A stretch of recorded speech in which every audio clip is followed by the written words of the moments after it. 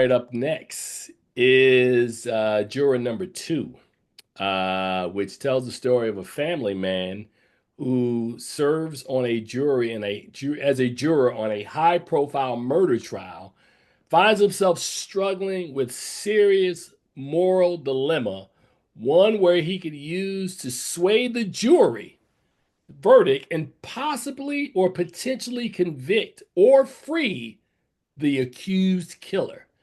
Nicholas Hoult stars in this legal thriller directed by 94-year-old Clint Eastwood and written by Jonathan Abrams. Nicholas Hoult, Toni Collette, J.K. Simmons, and Kiefer Sutherland all star in Juror number two. Charles Kirkland, what say you about Eastwood's perhaps final motion picture?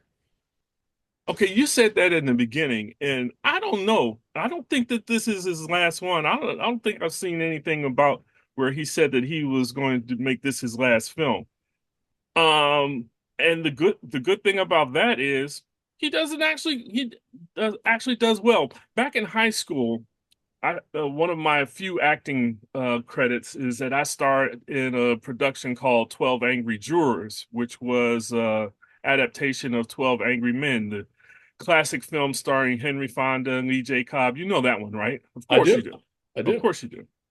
Well, this movie is a reworking of that exact play. So there's a lot of time in this film where they're in the jury room and they're deliberating the case. And juror number two, the one that's played by Nicholas Hoult, who also stars in The Order that you talked about earlier, Mhm. um, he is the lone objector trying to save this guy's life.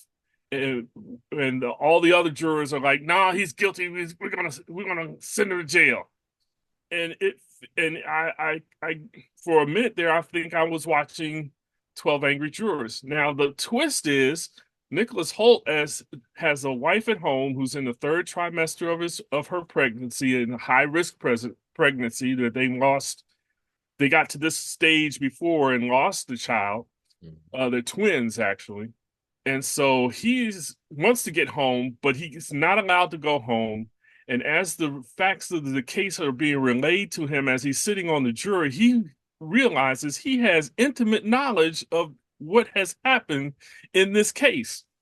And so it's because of that intimate knowledge that somehow it's the public defender is overworked, and the district attorney is aspiring. Toni Collette is aspiring to be she's a prosecutor. She's aspiring to be the district attorney. So this is like a major case, and she just wants to get the conviction so she can win her election and become the DA.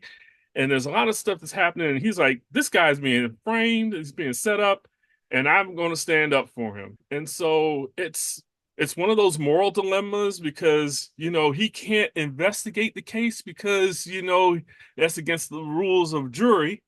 So he all he can do is just argue for the guy's innocence.